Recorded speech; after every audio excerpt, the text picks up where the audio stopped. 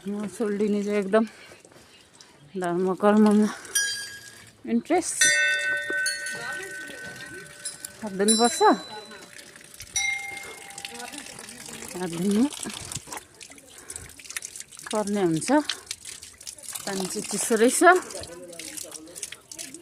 मेरो चाहिँ हात पनि कालो भएको छ धुलोले।